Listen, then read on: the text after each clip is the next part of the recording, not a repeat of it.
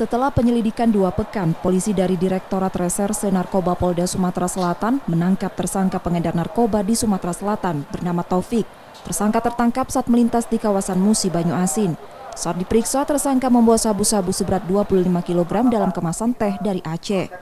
Rencananya sabu akan dibawa tersangka ke kota Lubuk Linggau. Teman-teman, memang ya beberapa minggu yang lalu kita menerima informasi akan ada turun barang dari Aceh. Dan tim melakukan pemantauan.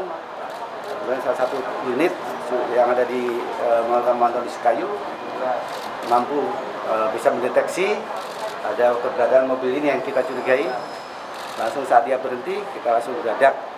Dan alhamdulillah waktu digeledah ada barang itu. Ada barang bukti narkoba 25 kilo.